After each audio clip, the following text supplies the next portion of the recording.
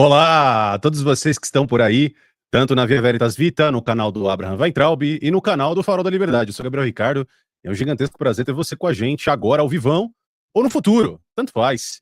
É bom ter você com a gente a qualquer momento. E hoje a gente vai falar especificamente do seguinte assunto, né? A pena de morte. Foi uma discussão que a gente teve aí nos últimos tempos, e inclusive é um dos nossos princípios no nosso projeto rumo à civilização e à reconquista desse Brasil, que é a visão dessa pena capital na lei dos homens e na lei de Deus. Eu não estou aqui sozinho, obviamente, todas as quartas-feiras fazemos com o Eric e com o Arthur. Hoje o Eric não pode participar por questões dele lá, tá voltando aqui para São Paulo para resolver as questões do nosso congresso que acontece na próxima semana. Estou aqui hoje com o mestre Arthur Weintraub. Nós nunca estamos sozinhos, nós estamos sempre com Yahvé, com o Salvador. Nunca estamos sozinhos. Sim. E é um tema do Farol. O tema do Farol é declaração de guerra, tudo dentro da lei. O Farol segue a lei dos homens e segue a lei de Deus. E a lei dos homens diz que você pode fazer declaração de guerra, está na Constituição. Você faz a declaração de guerra. Ah, mas tem que ser a declaração de guerra quando existe invasão estrangeira. Os números de homicídios no Brasil, eles são números de guerra. Um ano de mortes no Brasil é a guerra do Vietnã inteira. São 20 anos de guerra do Vietnã, são aí em torno de 50 mil mortos, 50 mil soldados americanos que morreram. Em um ano do Brasil, são 47 mil assassinatos. Isso aí é o número de guerra. Aí você tem ingerência estrangeira, você tem influência de cubano, de venezuelano, de cartéis colombianos, cartéis peruanos, cartéis mexicanos, você tem cartel albanês, cartel marroquino, tem influência iraniana no Brasil. O que mais você quer de guerra que a gente está tendo? Então, em se declarando guerra, a Constituição brasileira diz que pode haver pena de morte para traição, para crimes de guerra, crimes aonde você lesou o país, a nação. O país é território, a nação são as pessoas. Você imagina um corrupto, um narco ou um mafioso que roubou aí R$1 bilhão. Quantos brasileiros foram assassinados porque não tiveram saúde, não tiveram segurança? Então, existe uma justificativa jurídica. E aí, quando a gente fala, existe uma justificativa jurídica para a gente julgar, ter ampla defesa e condenar um sujeito desse que roubou mais de R$1 bilhão, e aí executar esse cara de acordo com a lei. Vai ser declarada a guerra e você vai pegar um cara desse e vai executar. E aí vem o pessoal falar assim, não, mas não pode, porque lá num dos mandamentos está escrito não matarás. Num dos mandamentos está lá, não matarás. O não matarás é para você não cometer homicídio. Você que é cristão, você não vai cometer um homicídio. Agora, o Gabriel, ele enumerou várias passagens. Gênesis, Êxodo, Números, Levíticos, deve ter Êxodo também. Enumerou Romanos 13. Romanos 13 diz a autoridade, a pessoa que faz o mal, ela tem que temer a autoridade. E a autoridade vai utilizar a espada nessa pessoa. E eu lembro sempre que quando Jesus dizia, venda as suas capas e arranje espadas, a espada não é para passar manteiga no pão. A espada é para coisa séria. E aí tem passagens, a árvore ruim, você corta e joga no fogo. Mas, principalmente, tem uma passagem que de cara, eu já começo, vou passar para o Gabriel, mas tem uma passagem que de cara eu mandei para ele, que eu ouvindo, cara, assim, foi uma parábola de Jesus, em que ele menciona o seguinte, em Lucas, eu até mandei para o Gabriel aqui, Lucas 19, 27, ao final dessa parábola, é uma parábola que aparenta muito a parábola dos trabalhadores das vinhas, aquele lance dos talentos. E a parábola ela vai seguindo como um ensinamento, olha, você tem o talento, ou planta, mas no final ela dá uma virada, assim, que até, e eu nunca ouvi isso ser falado em culto evangélico, em missa, e me chamou a atenção, e está em Lucas. E em Lucas 27 diz o seguinte, Jesus diz, quanto àqueles meus inimigos que não quiseram que eu reinasse sobre eles, trazei-os aqui e executai-os em minha presença. E pode ser a versão que você estiver ouvindo, agora traga-os e mate na minha frente. Então, assim, não é evidente que Jesus não está dizendo para você ir lá e matar uma pessoa do bem, uma pessoa que está fazendo bem. A ideia é a seguinte, você não está matando, isso é legítima defesa. O que chama legítima defesa, em inglês self-defense, o que é uma legítima defesa? Você usar de uma força, eventualmente física, de violência, para conter uma ameaça iminente, uma ameaça constante. E eu lembro a vocês que, enfim, no direito, legítima defesa pode ser em relação a terceiros. Então, você pode fazer legítima defesa para terceiros. Se você vê alguém que não precisa ser seu parente, não precisa ser seu amigo, nada. Você está cruzando a rua e você vê alguém que vai ser barbarizado, vai ser morto, vai ser violado, abusado, você pode exercer a violência e eventualmente matar o cara que está vindo para cima para defender essa pessoa que é uma estranha para você. Que na maioria das vezes são policiais que fazem isso, eles agem em legítima defesa para a sociedade. E quando você vai exercer a legítima defesa, você pode ser fatal, é evidente. E é isso que eu gostaria que o Gabriel mostrasse. Ele vai conseguir explicar muito melhor do que eu. Desde Gênesis, o que está falando, por que não é matar? É você não matarás, é evidente. Você não vai matar alguém sem motivo, aí você é um assassino. E isso jamais Deus veria com bons olhos, jamais defenderia. Agora, você fazer a legítima defesa, você cortar a árvore podre, a árvore ruim e jogar ela no fogo, você ter a espada para se defender, isso sim. Gabriel, por favor. Meu amigo, muito boa a sua introdução. É inenarrável o prazer de estar aqui em mais um Raiz Cristã. Pessoal, vamos para além do slogan, tá bom? Porque assim, nossa proposta é essa, uma proposta do Farol da Liberdade de critérios, tá bom? Claros nesse sentido. Uma pessoa que roubou o país, os cofres públicos, a partir de 1 bilhão, o que ele fez? Ele retirou esse dinheiro da infraestrutura numa estrada que, graças à falta de manutenção, vitimou pessoas. Era uma motocicleta, num carro, num caminhão, ok? Uma pessoa que rouba do erário público que era direcionado à saúde e o orçamento já tá lá e ele arruma um jeito de colocar esse dinheiro no bolso, significa que faltou insumo, faltou leito, faltou UTI para uma pessoa que morreu. Ele pegou esse dinheiro que seria destinado numa outra direção para enriquecimento próprio, ok? Então, não é algo deliberado, certo? Há uma regra de acordo com o que o próprio Arthur comentou de uma declaração de guerra a corruptos, certo? Então, quando a gente pensa do ponto de vista cristão, esse debate ele é muito antigo e havia um consenso até pouco tempo atrás, tá bom? E aí, independente da sua tradição cristã, se você é católico, apostólico romano, ou você é ortodoxo, que acredita toda nessa tradição da igreja, eu também acredito, leio Tomás de Aquino, Agostinho, essas pessoas defenderam a pena capital. Se você é mais da linha protestante, Lutero e outros reformadores também reconheceram a legitimidade da pena capital. Só que aquela história, sempre com crítica ao excesso, ao abuso, a uma aplicação da pena capital com injustiça ou por vingança pessoal, certo? Essa espada do Estado, que é utilizada de acordo com a lei, de acordo com critérios objetivos e claros, não pode ser usada à revelia, ok? Até aí, todos nós concordamos, não tem discussão nesse ponto. E aí, qual que é o ponto de divisão onde houve um embate, há pouco tempo atrás, inclusive no Twitter, comigo, foi circunstancial, mas poderia ser com o Arthur ou com qualquer outra pessoa do Farol, discutindo essa questão da graça e outros conversando da justiça, que foi a minha proposta ali na discussão em questão. E veja, eu não nego a graça de Deus para criminosos, para assassinos, para, enfim, toda sorte de pecadores, adúlteros, prostitutas, mentirosos, todo tipo de pecador é alcançado pela graça de Deus, ok? Isso é indiscutível. Existe arrependimento e redenção, independente do pecado que você tenha cometido anteriormente, Cristo pode te alcançar e você será salvo, certo? Eu não estou entrando no meio da sua relação com o eterno. Eu não tenho esse direito, eu não tenho como fazer isso. Isso vai para além de qualquer tipo de justiça. É como se eu quisesse ser o próprio Deus e julgasse você na frente do eterno. Ninguém tem essa capacidade, ainda que alguns possam querer. Eu nem quero isso, ok? O ladrão que estava do lado da cruz de Cristo, que é chamado de Dimas, São Dimas, santo católico. Existem vários devotos de São Dimas na tradição apostólica. Veja, ele estava na cruz, não é? Pendurado, morrendo. Ele morreu naquele dia ao lado de Cristo.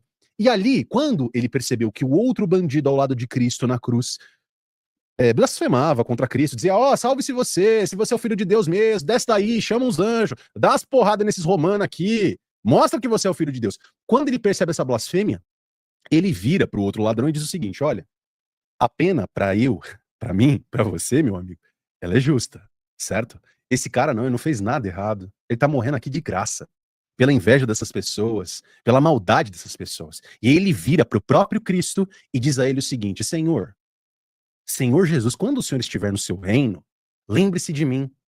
Quer dizer, me dá uma brecha aí, desconsidera todo o restante, que eu fui um maldoso, lembre-se de mim, eu me arrependo das coisas que eu fiz nessa vida. Mas na próxima vida eu creio que há redenção e que a redenção está em ti. E aí Jesus diz o quê? Pro criminoso condenado à morte na sua execução. Eis que te digo hoje, que ainda hoje, você estará comigo no reino dos céus. Então, do ponto de vista espiritual, de salvação, soteriologia, que é um outro assunto, que a respeito da salvação de Cristo, redenção, eu não tenho nenhuma discussão. Qualquer criminoso pode ser salvo, beleza?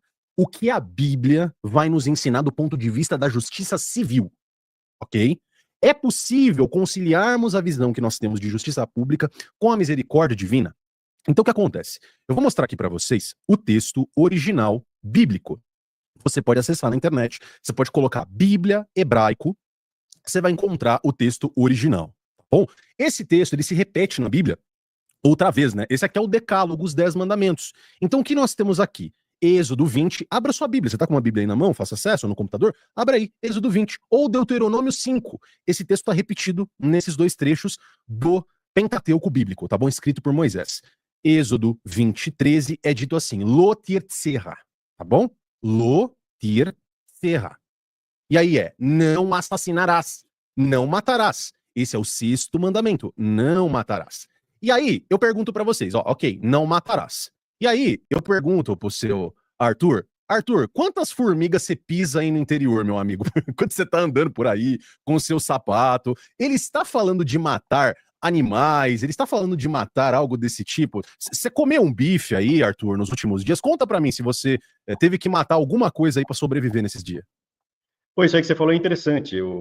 Os estoicos falavam exatamente isso. O seu corpo é um grande cemitério, porque é o tempo todo coisa morta, vegetais tiveram que ser mortos para você viver. Você está comendo o tempo inteiro, você está comendo cadáveres, né? Você tem que matar o teu franguinho, tiveram que matar o teu bifinho, né? Um bom porquinho, ou não. Ah, não, mas eu sou vegetariano, então o legume que você comeu, ele teve que ser morto, o legume estava vivo, na terra, florescendo, igual os lírios do campo. E aí você pegou e comeu ele, vai transformar ele em fertilizante. E um dia você também vai ser fertilizante, você ao pó voltará. Então é isso, você também mata. Não mata, não, você não vai cometer homicídio. E é isso, o feudo das Astúrias, a Thaís falou assim, ó, mas não seria melhor a pena prisão perpétua do que... Cara, a prisão perpétua tem que ser aplicada lá na Flórida. Quem mexer com criança hoje é prisão perpétua. Eu acho legal a prisão perpétua também. Deixa o cara preso para sempre, para sempre. Nunca vai sair de lá. Só que o para sempre, às vezes, olha o que acontece. O Petro, que é o presidente da Colômbia, ele era um guerrilheiro do M19. E o ministro da Justiça dele era um guerrilheiro do M19, que é uma guerrilha de esquerda ligada às Farc, que é narco-guerrilha. Olha como é que está a Colômbia, o candidato lá, o senador levou um balaço na nuca, e aí? Você deixa esses caras soltos? Eu tenho certeza que se o Pablo Escobar tivesse vivo, hoje ele seria senador na Colômbia. Certeza. Você deixa um cara desse vivo, ele volta. São assombrações, cara. São assombrações. O cara, quando é muito bandido, se você deixa ele circulando, por isso que se fala, acabaram de executar, a gente não está falando em matar, a gente está falando em executar. Ai, mas isso é coisa de país bárbaro. Acabaram semana passada de executar um cara no Japão. Semana passada. Executaram o cara. Agora eu não sei se é fuzilamento ou se é enforcamento. Tanto faz. Qualquer um dos métodos. Não é para ficar zoando com o criminoso, vai ficar torturando, né? Que nem fala lá o Mamãe Falei, o MBL para sensacionalismo. Isso, não, tem que fazer micro-ondas, colocar um monte de pneu no cara e tocar fogo, torturar. Não, isso é sensacionalismo. Primeiro que eles não vão fazer. Segundo que se fizer, é crime de guerra. Você não pode fazer isso. Tem que ser coisa civilizada. Ai, mas matar a pessoa não é civilizado. Você quer um país mais civilizado que o Japão? Eu não conheço. Eu não conheço um país mais civilizado que o Japão. Eu fui para o Japão 2 vezes. É o país mais civilizado do planeta. Quando tem tsunami, desastre natural, eles fazem fila, eles distribuem água, ninguém fura fila, ninguém rouba. Então, um país super civilizado. E teve um sujeito lá que ele conhecia pessoas pela internet, trazia em casa e matava. Mas matava assim, zoando, arrancando pedaço. Ele falou, esse cara não dá para você. Por que você executa um cara desse? Porque, eventualmente, se você prender ele, prisão perpétua, e daqui a 20 anos a população vai falar assim, ah, não, coitado, deixa disso, pô, pra que isso? Ah, ele é avô, ele é pai, ele é filho, ele é família. Ah, deixa pra lá. Esses argumentos, enfim, bem brasileiro, né? O brasileiro é extremamente violento com o vizinho, capaz de matar o vizinho porque riscou o carro, mas aí quando vê um corrupto, um narco, um mafioso, fala, não, deixa pra lá, meu. É o coitadismo, é o bom mocismo, é o deixa pra lá. Então o farol é o chega, é o para, basta de deixa para lá, acabou. Não, deixa para lá. Thaís, te respondendo, mas o feudo das Astúrias, outros aqui já responderam, outros faroleiros aqui já te responderam. Se você deixar bandido solto, bandido altamente periculoso, cara que corrupto, que roubou mais de 1 bilhão, mafioso, narco, cara extremamente violento, solto, uma hora ele vai voltar para a sociedade. E ele mesmo velho, Gabriel, vou te contar uma que ninguém aqui vai saber. É uma da Itália. Tinha um cara que chamava Brigante Mussolino, que vocês podem procurar aí na internet. Eu fui ler a história dele, porque não é possível que esse cara existiu. Evidentemente que era lá do sul, né? Brigante é bandido em italiano. E esse Brigante Mussolino, ele foi preso, era mafioso, lá um mafioso, ele foi preso, e as pessoas testemunharam contra ele. E ele falou assim, o dia que eu for solto, eu vou matar um por um. E as pessoas viram ele envelhecer na cela, as pessoas que passavam, não sei se era em Nápoles, não sei onde que era lá no sul, na Calábria, ele ficava na cela e ele foi envelhecendo, a barba dele foi ficando branca, as pessoas passavam lá durante décadas, né? Vendo o cara, e ele lá, curtindo a vingança dele. Quando ele saiu da prisão, ele matou 17 testemunhas que tinham testemunhado, que ainda estavam vivas. Ele matou. E aí? O que você faz com um bicho desse? Então, do mesmo jeito que na Bíblia se diz, ó, você tem que cortar essa árvore e jogar no fogo, cara. Por que se diz isso? Porque se você deixar essa árvore dando os frutos dela, e os frutos não é só a descendência, são os atos. Como se diz eu acho que é Tiago, e o próprio Santo Agostinho que eu estava ouvindo hoje, você não é só fé, são atos. Os seus atos te representam, para o bem e para o mal. Então, os seus atos, quando você é ruim, eles virão de ruindade, meu. Você vai deixar o diabo por aí, é que eu não tenho como matar o capeta, o cramulhão, o encardido, como diz a Wendy. Mas, se pudesse, eu arrebentaria com isso. Agora, você pode pegar um filho do diabo e dar fim nele nesse mundo, que ele vá prestar contas ali na outra vida. Mas nesse mundo ele vai parar. Porque a gente vê caras que vão, você pode ver, não falta no Brasil exemplo de cara aí com 100 anos, 150, 400 anos de vida, fazendo crime, o cara não para, você vê e ele continua e ele volta. Você deixa um cara desse solto, eventualmente ele vai preso, aí depois vem alguém, dá graça, indulto, não, solta ele é avô, ele é pai, ele é filho, ele é irmão. Ou mulheres também, que sejam corruptas. Você vai pegar um cara desse, um corrupto, um mafioso, ou um narco, que às vezes junta os três. Às vezes é overlap, né? É sobreposição. O cara é narco, é corrupto e é mafioso. Tudo ao mesmo tempo, tudo junto, né? É o número 1 e o número 2, tudo junto ao mesmo tempo. Eu não vejo outra alternativa. Dentro das leis dos homens, Estados Unidos tem pena de morte, Japão tem, Singapura tem. Estou falando aí os países que para mim são exemplos. Países para mim que são exemplos. E aonde não tem? Na Colômbia não tem. Para a pessoa de bem, a pessoa de bem que é vítima de crime, aí não tem pena de morte para o criminoso. Só que a pessoa de bem nesse país é morta o tempo inteiro. A pena de morte, eu sei que é uma frase meio clichê, mas a pena de morte no Brasil já existe para o cidadão de bem. Eles vão lá, te matam, não dá nada, ele é solto, quem te matou vai ser solto, vai ficar rindo da tua família, vai ficar rindo da sua família. Ou o corrupto que ocasionou a morte de algum familiar teu no posto de saúde, por falta de segurança, porque faltou dinheiro para remédio, para qualquer coisa. Estrada ruim. Esse cara que ocasionou a morte, ele deu uma sentença de morte para o seu familiar, para você, eventualmente. Você, eventualmente, vai ter uma pena de morte no Brasil por conta de um corrupto, de um narco, de um mafioso. Só que o bandido não tem. Então é só inverter, a gente vai inverter essa lógica diabólica do Brasil. Quem vai ter pena de morte é o bandido.